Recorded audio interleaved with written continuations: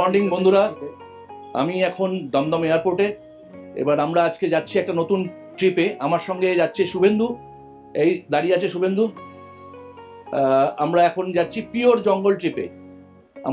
আমরা যাব আজকে প্লেন ধরে নাগপুর, সেখান থেকে চলে যাব মহারাষ্ট্রের তরবা জঙ্গলে, সেখান থেকে পেঞ্চ যাব, পেঞ্চ গিয়ে সেখান থেকে আমরা সাফারি করে 29 তারিখ ফিরবো।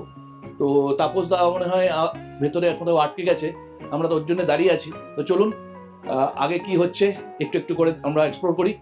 জঙ্গল এক্সপ্লোর করতে যাচ্ছি যখন, আপনাদের সবটাই দেখাবো, ঠিক আছে? তো চলুন, দেখা হচ্ছে পরে। তো বন্ধুরা, অনেকক্ষণ টাইম লাগলো। বোর্ডিং পাস নিতে প্রচুর লম্বা লাইন ছিল। চেক ইন করলাম, চেক ইনে সমস্ত জিনিস চেক করলো। বোর্ডিং পাস নিয়ে চেক ইন করেই জাস্ট ঢুকলাম। আমাদের 103 নম্বর গেটে আমাদের ফ্লাইট দেবে। 10টা 20-তে ফ্লাইট নাগপুরের, শিডিউল টাইমই আছে। তো চলি এবার নাগপুরের দিকে রওনা দিই, সঙ্গে থাকুন। এই যে ট্রিপটা আমরা যাচ্ছি, আমাদের যাওয়ার কথা ছিল 8 জনের, কিন্তু কোনো কারণবশত 3 জন আমাদের মধ্যে থেকে আউট হয়ে গেছে। আমরা 5 জন যাচ্ছি, আমি, শুভেন্দু, তাপসদা, ঋদ্ধি আর বিশ্বজিৎ। তো এখন আমাদের মধ্যে সবই ভালো লাগা, শুধু জঙ্গলে ঢোকার লোভের জন্যে। কতদিন জঙ্গলে যাই না, সেই 2023 সালে জঙ্গলে গেছিলাম, যখন বান্ধবগড়ের ছোটা ভীম আর পূজারি বেঁচে ছিল। আমি এখন 12টা বাজে, আমি নাগপুর পৌঁছে গেছি। এবার আমরা এয়ারপোর্ট থেকে বেরোবো, আমাদের ড্রাইভার এসে গেছে, ওভার টেলিফোনে কথা হলো। তো এবার নাগপুর শহর প্রচণ্ড গরম, 42 degree temperature, 42 degree temperature. Plane থেকে বেরোনোর সঙ্গে সঙ্গে পুরো হালকা, পুরো ডুব হয়েছে একদিকে। তো এর মধ্যে আমাদের জার্নি শুরু। তো চলুন, যেখানে থাকবো সেখানে পৌঁছে দেখা হচ্ছে। কোন হোটেলে আছি সেটাও দেখাবো। কোন এয়ারপোর্ট থেকে বেরোচ্ছি আমি। বন্ধুরা, নাগপুর এয়ারপোর্টের বাইরেটা একটু আপনাদের দেখাই। সুন্দর করে সাজিয়েছে, চারিদিকে ছাতা ছাতা করা আছে, কিন্তু এতটা উন্নত নয় যতটা আমাদের কলকাতা। ছোট এয়ারপোর্ট। তো দেখাই আপনাদের, দেখুন।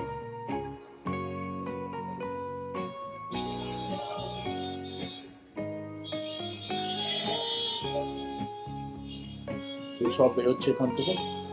এটাই নাগপুর এয়ারপোর্ট। অনেকবার এসছি আগে, কোনোদিনও ভিডিও করিনি, এবার করছি এদের দেখানোর জন্য। একটা রেস্টুরেন্টে দাঁড়িয়েছি রাস্তার মাঝখানে, আর 1 ঘন্টার আমাদের জার্নি আছে তরবার মধ্যে। আমরা প্রায় 1-1.5 ঘন্টা চলে এসেছি। ওখান থেকে আমরা 12টায় নেমেছি, এখন প্রায় বাজে 1:30 বাজে। তো এখন আমরা এখানে লাঞ্চ করব। লাঞ্চ এই রেস্টুরেন্টটা করছি, একটু সেটা দেখাই আপনাদেরকে। এই রেস্টুরেন্ট আমরা করছি।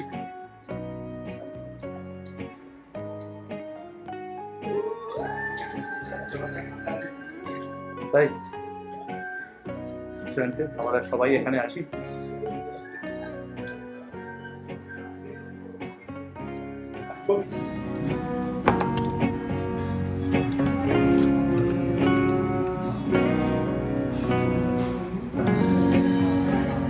नमक है भैया।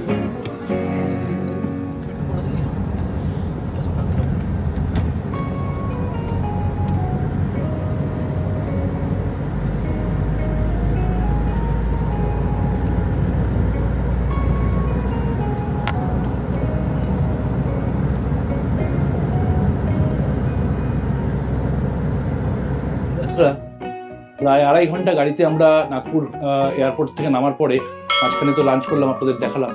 তারপরে আমরা যেখানে থাকবো আজকে রাত্রের থেকে আর আগামী 3 রাত থাকবো, 5টা সাফারি করবো এখানে, সেই জায়গাটায় চলে এসেছি। এটার নাম হচ্ছে টাইগার এম্পায়ার। তো আমি দেখাই আমাদের যেখানে থাকবো সেই জায়গাটা কেমন, দেখুন। এই হচ্ছে সেটার গেট। এবার চলুন ভেতরে যাওয়া যাক। এই তার এন্ট্রি।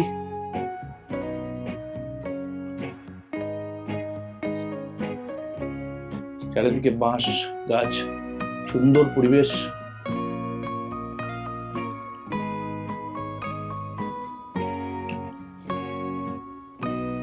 এদিকে পার্কিং, গাড়ি এদিকে সব লাগিয়েছে।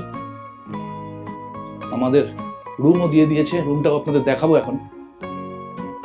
এটা হচ্ছে পার্কিং। Tiger empire.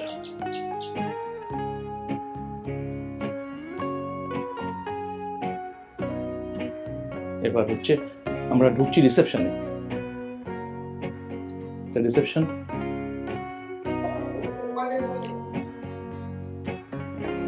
এখানে একটা দোলনা আছে সুন্দর, এটা একটা উঠোন কাম বারান্দা টাইপ, ওদিকে আছে সুইমিং পুল। চলুন নিয়ে যাচ্ছি আপনাদের সুইমিং পুলে। বিভিন্ন পেন্টিং করা আছে দেওয়ালে, সুন্দর পরিবেশ। ওই দিকটা হচ্ছে সুইমিং পুল, ওই যে সুইমিং পুলটা এই দিকটা। এবার চলুন আমি আপনাদেরকে ঘরটা দেখাই। এই দেখুন বাঘের কি সুন্দর পেন্টিং করা আছে এখানে।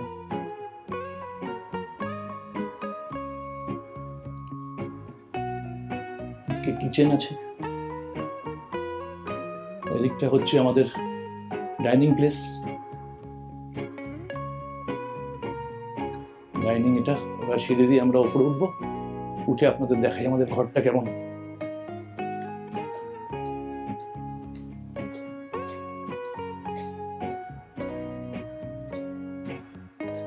তাপসদা দাঁড়িয়ে আছে ড্রেস চেঞ্জ করে।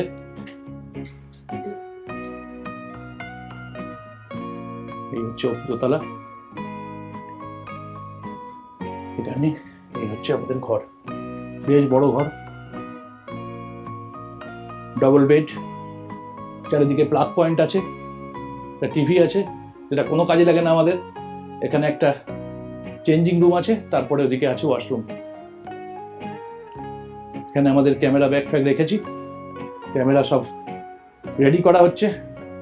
এরপরে আমরা কালকে সকাল থেকে 4:30-র মধ্যে আমরা বেরিয়ে যাব এখান থেকে, মানে 3টে 3:30 উঠবো, উঠে বেরিয়ে যাব। বেরিয়ে গিয়ে আমরা ফার্স্ট সাফারি শুরু করব। তো চলুন, আজকে আর কিছু দেখাবো না, কিছু দেখানোর নেইও। কালকে সকালের সাফারি থেকে আপনাদের সব দেখাবো, কি পাই না পাই, কিরকমভাবে জঙ্গলটা কত সুন্দর। সবটাই ভাগ্যের ওপর ডিপেন্ড করে, আপনারা জানেন জঙ্গল সবসময় কপালের ওপর। অনেক সময় কিছুই পাওয়া যায় না, অনেক সময় আবার অনেক কিছু পাওয়া যায়। সারাক্ষণ পরিবর্তনশীল জঙ্গলের পরিবেশ, লাইফ, কখন যে কি হয় কেউ জানে না। তো অপেক্ষা করি, আশায় বুক বেঁধে থাকি, দেখা যাক কি হয়। রাখছি এখন, কালকে সকালে জঙ্গলে গিয়ে দেখা হচ্ছে।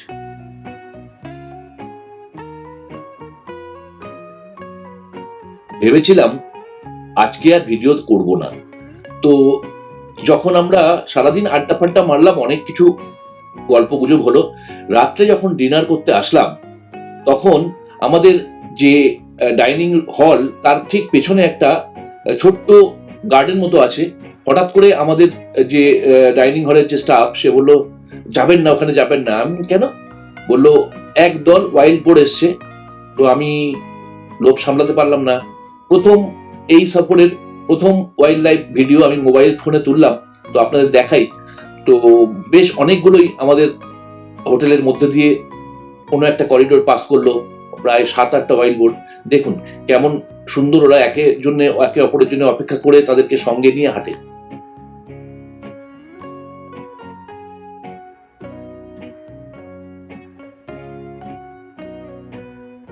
গুড মর্নিং বন্ধুরা। আজকে 24 তারিখ, আজকে আমাদের সকালে প্রথম জঙ্গল সাফারি শুরু হচ্ছে।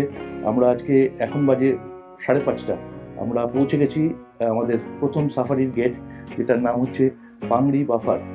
এখানে আজকে আমরা ঢুকবো, তো সঙ্গে থাকুন, দেখি কি পাওয়া যায়। সবটাই জঙ্গলের লাকের ওপর ডিপেন্ড করে, সবাই জানেন। সেই আশায় আমরা জঙ্গলে ঢুকি, আর তারপরে পেলে খুব আনন্দ, না পেলে একটু কষ্ট। এটাই হচ্ছে টোটাল জঙ্গলের ফিলিংস। তো আমাদের জিপসি দাঁড়িয়ে আছে, দেখুন সব জিপসি পরপর ঢুকবে। 5:30টায় গেট খুলবে, আর এই হচ্ছে পাংড়ি বাফারের গেট থেকে, এখান থেকে ঢুকবো আমরা। চলুন এবার ঢুকি, দেখি কি আছে।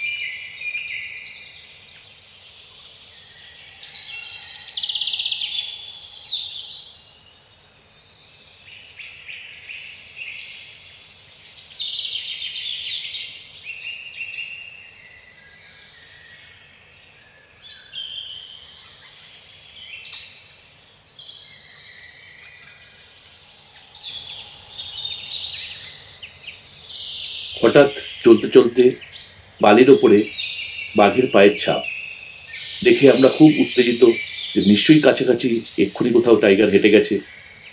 স্বাভাবিকভাবেই খোঁজার চেষ্টা, এদিক ওদিক ছোটা, কোথায় আছে, কোনো জায়গায় একটু অপেক্ষা করা, ক্যামেরা রেডি করে রাখা, কিন্তু আলটিমেট বাঘের সাইটিং পেলাম না। আমরা ব্রেকফাস্ট করলাম একটা জায়গায় গিয়ে, ব্রেকফাস্ট পয়েন্টে। তারপরে সেদিনকে সাফারি শেষ হলো, সকালে সাফারি শেষ হলো। এরপরে আমাদের অপেক্ষা বিকেলের সাফারির জন্য। তো চলুন বিকেলের সাফারিতে দেখা হচ্ছে।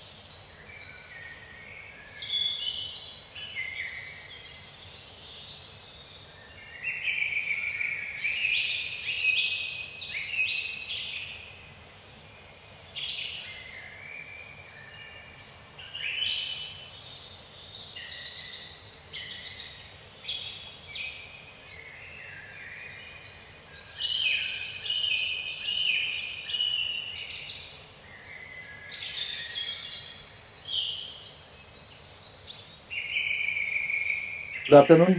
সকালে তো আমরা ওই গেটে ঢুকেছিলাম, এবার তাতে কি হলো, একটু রুক্ষ জঙ্গল, মাঝে মধ্যে গৌড় আর ওয়াইল্ড বোর দেখা গেছে, আর কিছুই দেখা যাচ্ছিল না সেরকমভাবে, খুব একটা পাখিরও অ্যাক্টিভিটি ছিল না। লাস্ট মোমেন্টে বেরোনোর আগে একটা লেপার্ড সাইটিং হয়েছে, যেটা আমরা পাইনি, 10 সেকেন্ডের জন্য মিস করেছি। আমার যা বন্ধু আছে আর একটা গাড়ি তারা পেয়েছে। এখন আমরা এসেছি সোমনাথ গেটে। এই সোমনাথ গেট আপনাকে দেখাই, এই হচ্ছে সোমনাথ গেটের সামনে আমরা দাঁড়িয়ে, আমরা এখন জিপসি সাফারি করব, ইভিনিং সাফারি। দেখা যাক এবারও, হোপ ফর দ্য বেস্ট, কী হবে জানি না। আর আমার সঙ্গে আছে যারা আমার বন্ধুরা, সবাইকে সঙ্গে পরিচয় করাই।